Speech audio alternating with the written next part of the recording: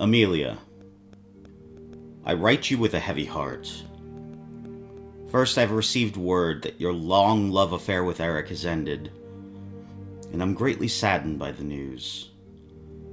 In a world as dark as this one, there is no light more precious than that cast by love. Though your relationship with Eric may have ended, part of me hopes that your love for him endures, as such love gives hope to those who know you. I wish that these condolences were the only reason I write to you, but sadly they are not. A Nosferatu from London has recently begun interfering in the politics of Paris. Normally myself or the Harpy would address this interloper as we have in the past. But this time, there is a complication. This Nosferatu has used your name to influence several kindred of the domain, and gain access to salons whose doors they would have been laughed out of without it. From my investigations, I have learned that she does not just idly mention you, but that you have been seen together in the Elysium of London itself. Madam Filth, Amelia? Really?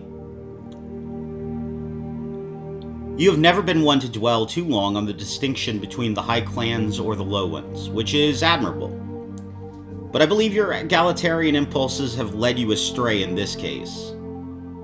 You have allowed a disgusting, monstrous creature into your orbit. And those descriptions have nothing to do with Madam Filth's physical appearance. She's a blackmailer, my dear Toreador, one who has led many kindred to ruin, or even final death, for her own greedy purpose. She has forced honorable kindred into performing warped acts of debauchery to curry favor with elders of dubious moral character. She digs through the trash of others to find their darkest, most private secrets and weaponize them to make slaves of Canaanites. She is beneath you, my dear friend, and she is using your reputation to gain influence here. I know that you aren't naive, but sometimes when we find ourselves among the upper echelons of a culture, we start to forget what is possible within it. In the beauty of the Ivory Tower, it is natural to forget that behind some of the gilded facade, there are cracks. Dark places where evil hides. I know. There have always been those who have complained about the cruelty of elders, usually neonates, ordered to fulfill some errand, rather than be free to use their mortal playthings to entertain their frivolous nights. But there are evil creatures who walk amongst us in the Camarilla, things with little regard for morality or humanity, beasts wearing human skin. I have learned to be on the lookout for these kindred and be wary of them. Some I can exclude from our civilized court, but some exist as the most powerful vampires of our sect, and may go where they please. We all hear rumors, but let me tell you what I know as an enforcer of the laws of the Camarilla. Not gossip, but reports given to me that I've passed to Prince Vallon himself. You may not have heard of this kindred as he's located in America, but in the coming years, I am most certain he will become familiar with you. His name is Dr. Douglas Netchurch, a scientist in his mortal life, now a Malkavian neonate. He brings that desire for knowledge and grasp of modernity into his current existence in the Camarilla, where, after only a few decades, he is now his foremost experts on kindred physiology. On the surface, Dr. Netchurch is performing a valuable service to the Ivory Tower. What few people hear about is the cost of such advancement. Dr. Netchurch operates a theater of horror, where the knowledge he gains comes at the suffering of Canaanites, ghoul servants, and humans. Though he was embraced during the First Great War, as early as 1915, this neonate's blood is very potent, his sire being the Malkavian elder Tremegian. As such, his mastery over the mind and emotions of his subjects is incredibly powerful despite his youth. The Malkavian scientist unknowingly inflicts his desires for their consent on his test subjects. He believes that all of his victims are volunteers, but in fact, they are compelled to agree to all manner of suffering through his unconscious use of dominate.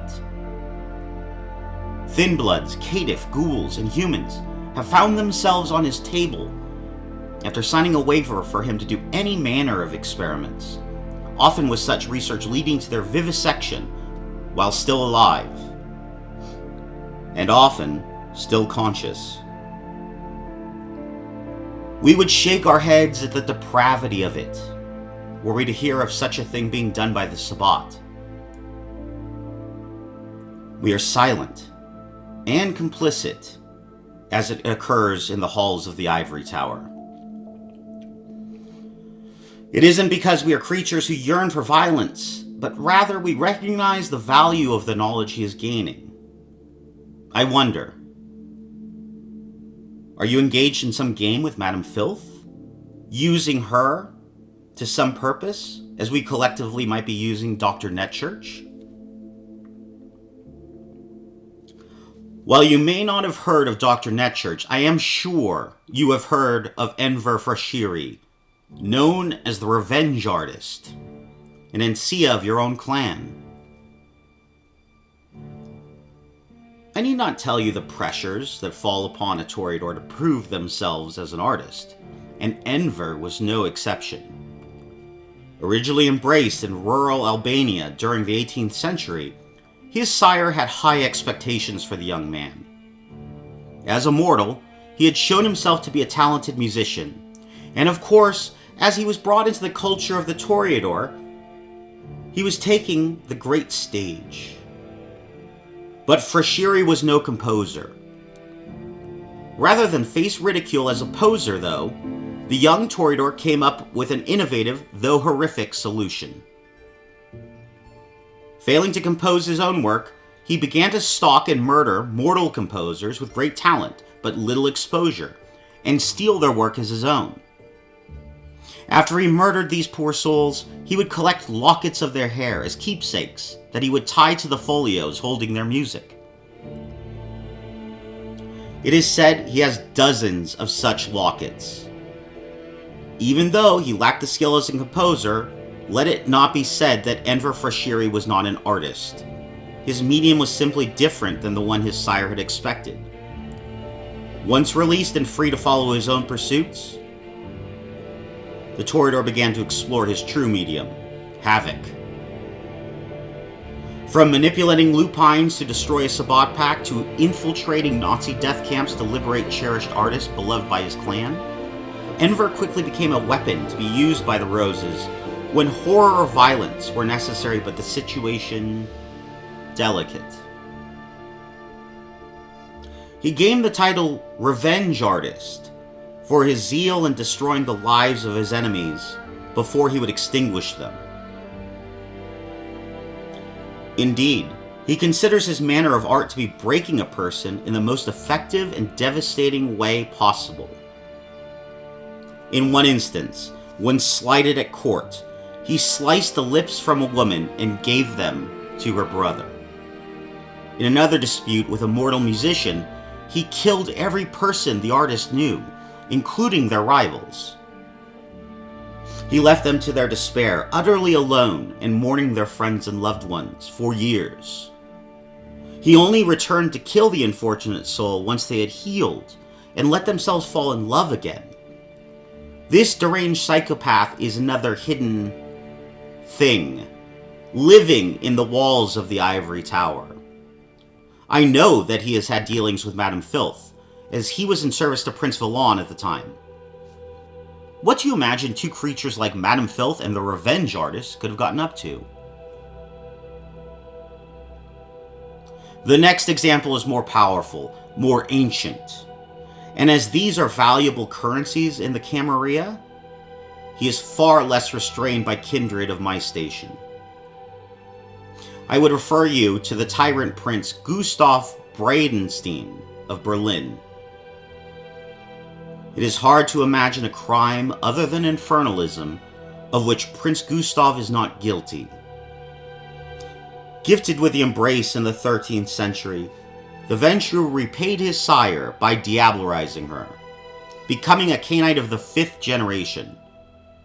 Upon ascending to the throne, one of Prince Gustav's earliest acts was to require the members of his domain to submit to a blood bond. He also reserved the right to sire progeny for himself alone. The elder prince also instituted the harshest punishments for kindred who failed to present themselves to him in a manner he felt timely. His practice was to stake them and leave them for the sun. Now, it was this practice that eventually led to the Tremere Justicar, Karl Schrecht, being sent to Berlin to bring the Ventrue elder into line. But it didn't end as most expected. A month later, the Justicar's body arrived in Vienna with a stake in his heart. The message was clear. He had spared the Justicar's life, but he would not be constrained by Camarilla authority in his own domain. And he was powerful enough to enforce his will on his domain, even in defiance of the Justicars. The Camarilla chose to save face and let time sort the situation out, rather than spend political capital on bringing Gustav in line. Over the centuries, Prince Gustav bent his efforts towards uniting Germany under Prussian control, desiring to create a foundation for his own power to rival that of Prince Valois's leadership in France. The climax of this effort was the Great War, and the consequence for Germany's defeat in that war was catastrophic, not only for the mortals of the country, but for Prince Gustav's control of Berlin. The kindred of his city finally had had enough, and a revolt began against his rule. He ruthlessly suppressed the initial rebellion.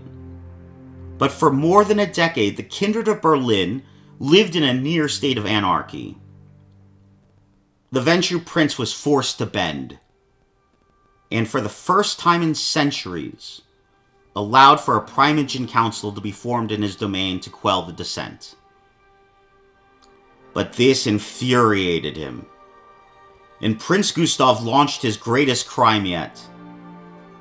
He worked to establish influence over a growing political movement in Germany known as the National Socialists, helping their rise to power.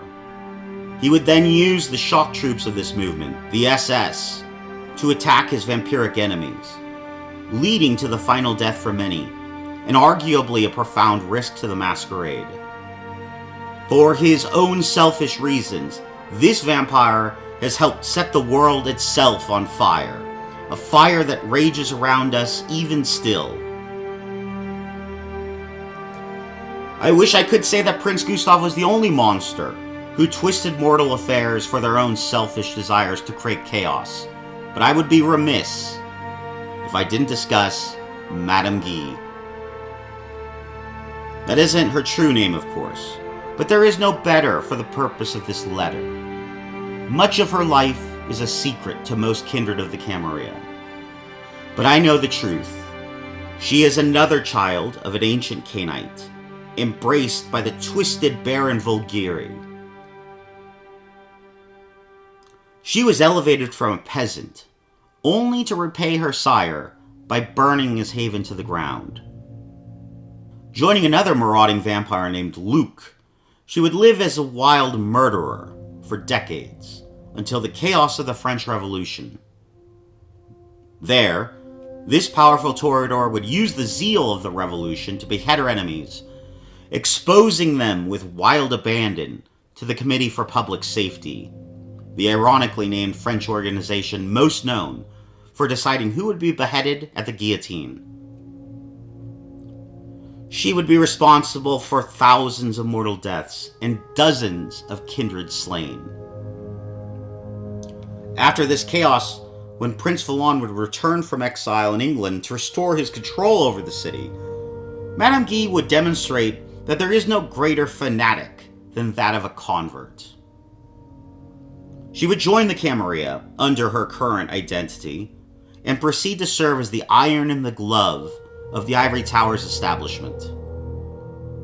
taking particular enjoyment in the torture and slaughter of traitors to the Camarilla, especially when they were elders. Rarely have I seen a kindred take such pleasure in being so vicious as Madame Guy.